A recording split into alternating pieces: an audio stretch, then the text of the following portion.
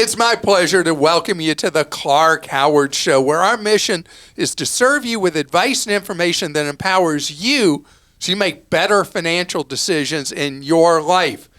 Today is our first show of the month of February. Ugly. But the reality, the good news, sun sets a little later day by day. And I know if you live in a cold climate, well, we're marching towards better weather. And I got some positive things to talk about today. First, I want to talk about how important mobility is in life. I'm not talking about, the physical mobility, you walking around. That's important. But flexibility to other places, other jobs. The more you keep your eyes and ears open, and the more flexible you are, well, the more opportunity knocks. And so I want to start by talking about that in a way that we don't do anymore. Americans used to move a lot. And so much out there about how people are never going to be able, people who have not been able to buy a home will never be able to buy one. And it's a fact. It's become really hard for first-time home buyers. The average age that somebody buys a first home is almost a decade older than it was not that long ago. Things have, at least for now, changed.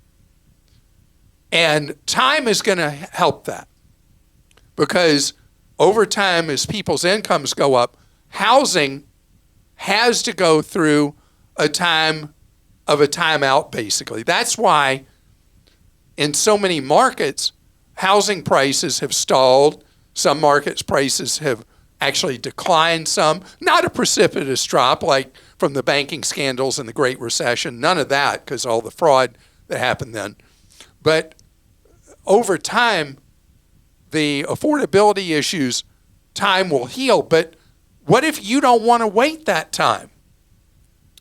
So I saw something recently, which was an article talking about how basically your life's never going to be the same if you can't buy a home like prior generations did. And that is jumping to conclusions I don't support. Because the reality is we've always had markets in the United States where housing is so expensive that people who live a middle class or upper middle class lifestyle, who in other zip codes in the United States would reach an age point where they'd buy a home. In many of those places, people rent through the years because financially it makes more sense in those markets to rent instead of buy. And I could name a bunch of them. A lot of them are in California, Oregon, Washington, New York, Massachusetts, Connecticut. There are any of a number of places that's true.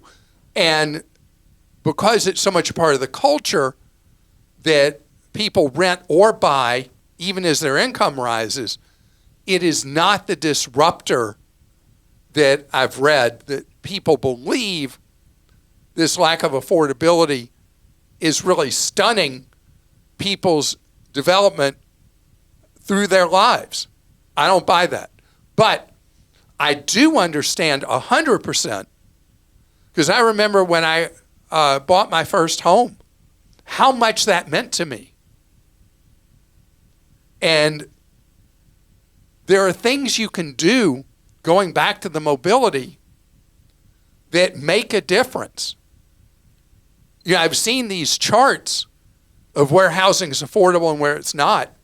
And there's a huge swath of the country that housing remains very affordable.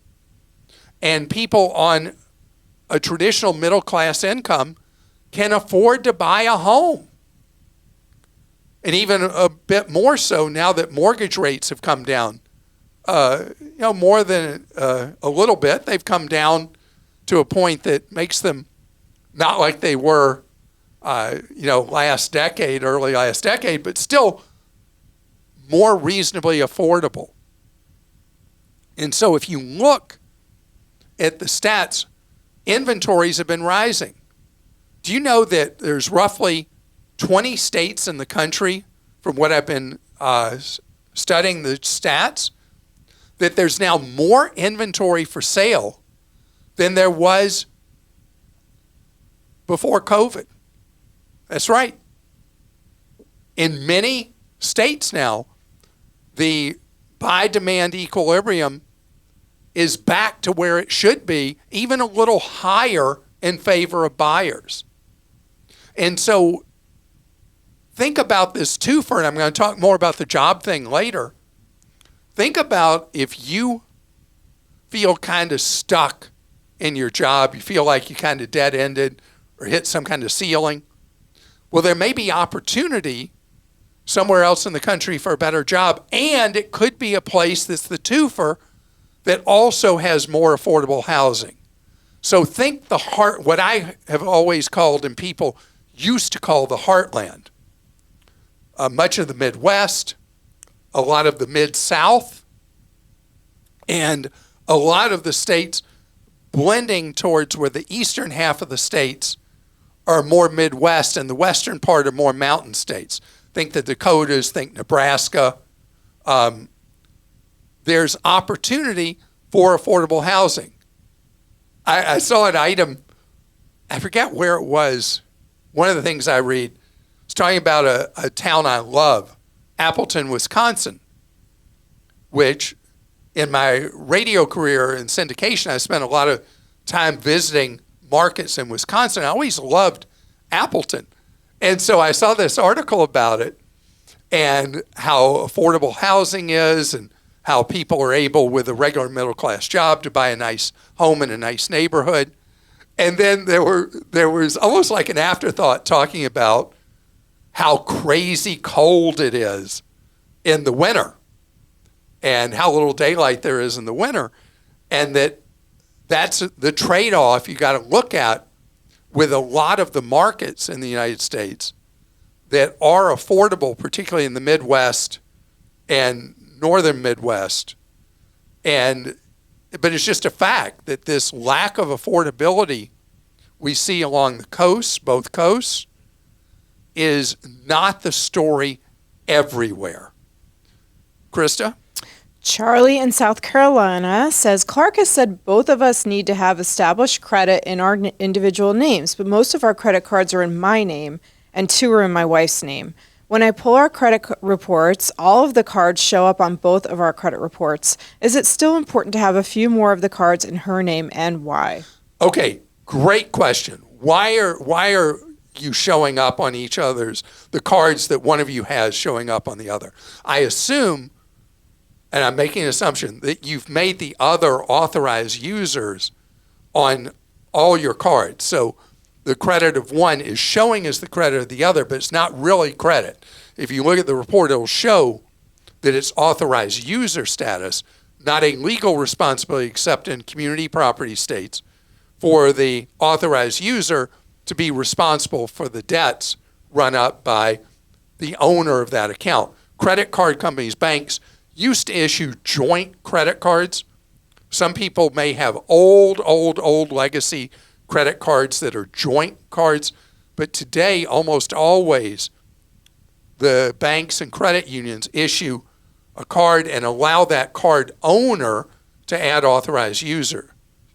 2 cards in your spouse's name, that's okay. I mean, that's Noah's Ark. As long as both of those cards are from different issuers, your spouse has sufficient credit in their name.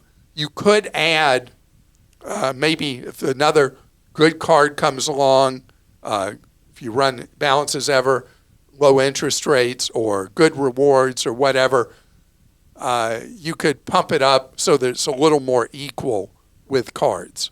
And then, excuse me, AJ in Virginia says, hey, Clark, you always say how affordable umbrella insurance is. I have a $2 million policy. Last year it was $240 for the year.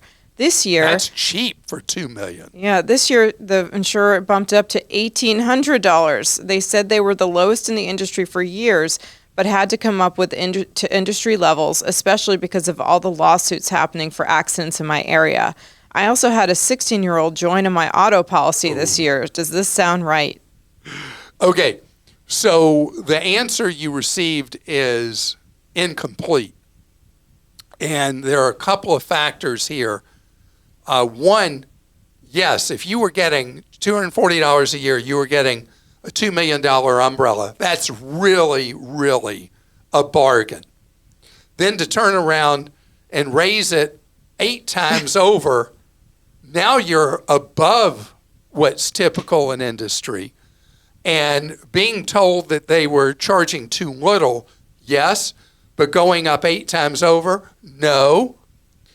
The teenage driver could be the key thing, and the person you spoke to at the insurer may not be aware of that. I would say that's likely. I would also say that your insurer is not necessarily the cheapest these days, because they went through a period of losing a lot of money. And I think it would be a good idea for you to go shop your auto coverage, even with a new 16-year-old driver. Shop your auto coverage and shop the umbrella and see if these premiums overall are in line, not just because you were told that the premium was in line. You go verify yourself. James in Michigan says, as an uncle to 2 nieces and 1 nephew, I've been contributing to their children's 529 education plans for many years by arranging to send monthly payments into their various plans directly. I don't receive any tax benefit for my contributions. Would it be a better idea to send the money to my hopefully trustworthy nieces and nephew and let them deposit it into their 529 accounts, as they could receive the various tax benefits? Or do you suggest any better solution? Right. So, James, I am crazy confused by your question, because with a 529 account, there's usually an adult that's the owner of the account. I'm guessing the nieces and nephew are adults and they have their own kids. That's how I think he's doing it. So they put then money into So their then kids. they're for the great nieces and I great believe nephews. so. I believe that's what it is. Okay. I could be wrong. If that's right, that you got the 2 nieces and 1 nephew, and you're talking about for their kids, not for them, and they're the owners of the account, you're completely correct, because the owner of the 529 account can take, you're in Michigan. Michigan has a state tax deduction, I'm almost certain, for 529 contributions. They do. It's up to $5,000 for an individual and $10,000 for a couple. Great. You're on top of it, aren't you, Krista? Okay. So if you give the money to the adults of whoever the owner, the beneficiary is, they then get the tax deduction by putting the money into the 529. As long as they're going to take the money, not spend it, and put it in the 529s, that's great. So you're right. You got to have that trust that they'll do what your generosity is for. And that's a wonderful thing and a generous thing for you to do. If you owned, which is often a case, a family member will own a 529 on a grandchild or great niece, great nephew, niece or nephew, whatever, and you, in many states, in Michigan, that's one of them, you can have the tax deduction even though you're not the parent of the child who is benefiting from that 529 plan. So I hope that helps. And again, we're supposing, as Krista did, that the nieces and the nephew are actually the parents of the children you're benefiting. Otherwise, whoever owns the account, it's almost never a good idea for the beneficiary of 529 to be the owner of the account as well. There are a number of reasons for that, and there are rare circumstances that it is a good idea for somebody to be both the owner and the beneficiary. But usually it will be someone one generation older who is the owner of the 529 account for the benefit, whoever the beneficiary is. And the beneficiary designations can change over the years depending on what goes on with family circumstances. Coming up ahead, the second part of the mobility thing I wanted to talk about.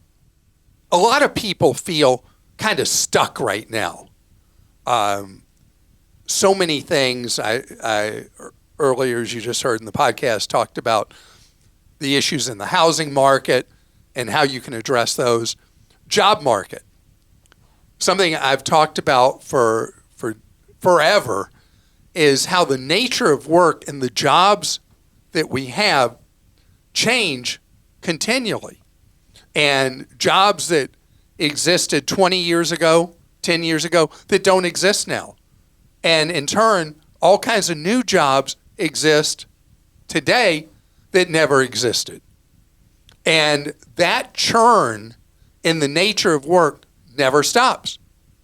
Also, where opportunity is not just a job, it's a place. So going back to the theme of earlier, if you feel like you're kind of just treading water, you're not getting to your goals in life, it's maybe time to consider, where is the opportunity, both in work and where you live, and what it affords as possibilities to you. So don't feel like you're just stuck in the mud. On the job front, the Bureau of Labor Statistics has a list that, I mean, you can read BLS stuff if you're ever having trouble falling asleep at night. It works just effectively as listening to me, where I can help you fall asleep. So the Bureau of Labor Statistics has put out a list of the jobs that are growing the most over the next decade. And what's fascinating about the jobs that are growing is they pay either really not very good pay levels, jobs that are growing really fast, and then there are others that are growing really fast that pay a lot of money, a really decent living. A lot of the ones that pay really well require some training, some education, but not necessarily college. It may be technical college, it may be professional courses, techno courses, technology courses, whatever. Okay, you ready? This will not surprise anyone. By far and away, the fastest growing job category over the next decade is going to be people who provide assistance with daily living for people that are aging and can't fully take care of themselves, either working in somebody's home or working in a facility as a healthcare aide. And the number of additional jobs in that is going to be gigantic, and it's one of the lowest pay rates of any industry. Typically, somebody will make $35,000 a year in a job that's so desperately needed. You go visit any relative who's living in any senior facility, and you'll see how short-staffed they are. And the pay just isn't enough, and so they've got so much turnover. But that's back to that whole thing. How are we going to pay for people aging, and what are we going to do about health care? But guess what's number two besides that, behind that? Software developers at a pay level 4 times what it is for the personal care aide people. 4 times the pay, and second most growing job category in the country. Working in warehouses comes behind it, pay about the same as the home health care kind of care people, personal care people, followed by fast food workers who make the least of any of these categories. Working and a regular restaurant next. So basically, those two are together. But then let's look what's after that. Another field that requires this one, you got to go to, at minimum, community college or more, being an RN. The shortage of RNs, huge. RNs, depending on the market, will make somewhere between $80,000 and $130,000 a year. Best guess average is pushing close to $100,000. And that's one of the fastest growing fields. Being a manager with operational skills, like organization development kind of training or skills, right behind RNs, pays a little more than RNs make. Being someone with a finance degree, which is interesting because that's what my son, in addition to becoming a commercial airline pilot, is also getting a finance degree. I wonder if he saw this list, because I didn't suggest that to him. It's one of the highest pay rates on this list, being in finance, and huge growth area. Being a manager of a medical facility, big future growth in that, pays pretty well, on average about $120,000 a year. Being an NP, a nurse practitioner, huge demand for that. You take that and RNs together, it's the largest job category of growth over the next 10 years. And the NPs make an average of $130,000 a year, more schooling than being an RN. Then we got another one you don't make a lot of money in, working general construction. Not a skilled trade, but working in construction. Big growth in that. Make about $45,000 a year on average. The reason, why am I going into so much detail? I want you to see the pattern. You got great growth in jobs that don't require necessarily meaningful training. A lot of demand for them, a lot of growth for them, but they don't pay a lot. Then there are a lot of others that require some level of education, training, potentially college, with big growth and really great salaries. Of course, there are various ones in the computer industry that pay average well over $100,000, have a lot of growth. So think about what I'm talking about. A lot of jobs you just basically show up for and they train you, and you're almost disposable to the employer. Then other jobs, you got to get yourself trained or educated. They need you, and the money is enough to have a good lifestyle. So there you have it. Krista, what you got for me? Okay, we've got Ed in Oklahoma who says, recently you discussed how the credit bureaus changed the method of freezing credit. Right. I believe they used to give us a passcode we had to remember. Now there's a new system you like better. My concern is, even with the new system, you're thawing your credit report to the whole world, if only for a little while.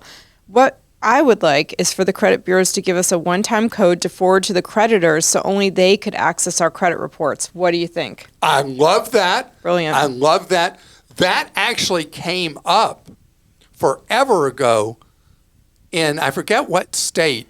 I was testifying in one of the states, and a witness before me, for trying to get a credit freeze law in place, and one of the witnesses before me described exactly that, that the way credit freezes should work, and that expert witness's opinion was exactly what you said, that the credit thaw was only for that individual creditor, and the way it was done is you would issue to them a one-time use code that they would use to access your credit.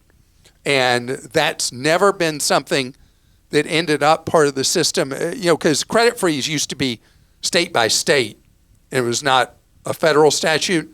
And I don't know if any of the states did adopt a system for a secret code you would provide and your credit remained frozen, except for that one credit grantor that would be able to pierce the freeze with the code. I think it's a great idea.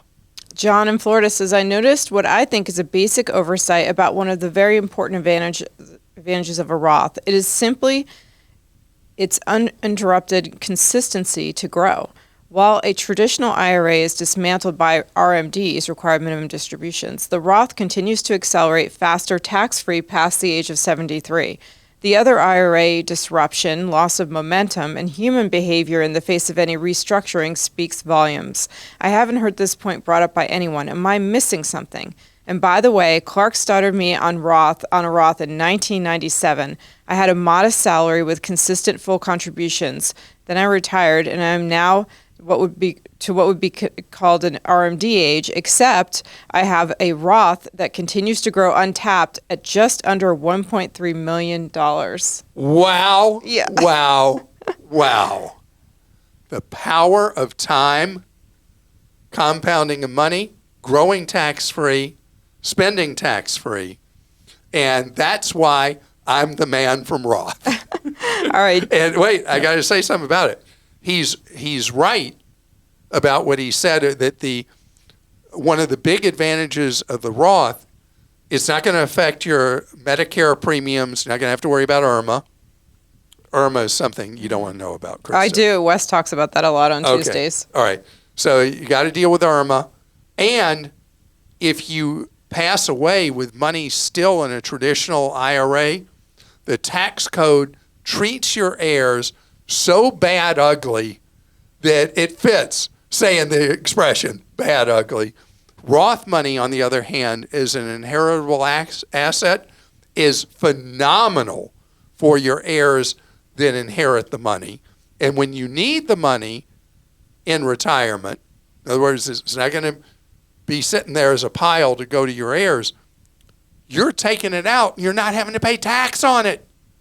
It's just the best.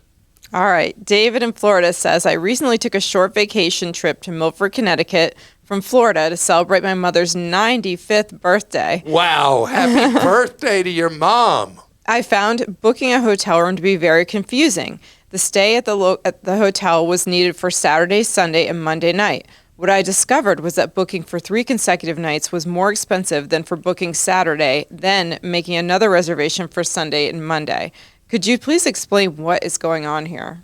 Yeah, I can. So this is something that goes on in the hotel business. And a lot of hotels, what they do is when you're booking a multi-night rate, it will show you, when it gives you back the quote, it'll show you the rate for each night. And if the rate's variable, as is at most hotels, it'll show you a different price for each night based on demand. Other hotel chains, when you cross into the work week, then, because Monday night's work week, a lot of hotels will discriminate against you if they're in areas that are geared towards business travelers instead of vacationers. If you go outside Friday, Saturday night, they treat your whole stay as a business travel stay and charge you more money per night through the whole stay. In other words, they don't charge you a nightly rate. So if you're staying somewhere, and let's say it's a vacation area, beach resort, something like that, know that usually Thursday, Friday, Saturday night will be much higher than Sunday through Wednesday night, Sunday night through Wednesday night. And in those cases, and you're saying a longer time that bleeds over, you want to check the rates separately for the weekend nights than you do the weekday nights, and then look at it all together. And you'll be able to see, does the hotel charge you by demand per night and have a different price for every night, or do they automatically charge you a higher rate that bleeds out of the weekend if you are going outside of the weekend? And normally the days outside of it would be cheaper, but because you booked over the weekend, they charge you the higher rate all through the time. I hope that made sense and I didn't just blab on there. And I want to thank you so much for joining us today. I hope that our first show of February was a great start to the best part about February. It's the shortest month of the year.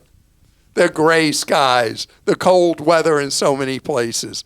I love that it's the shrink raid month because March always feels so much better to me. I don't know why. It just does. But anyway, we're going to put together a great February month of shows for you, I promise, all month long. And know what we're about.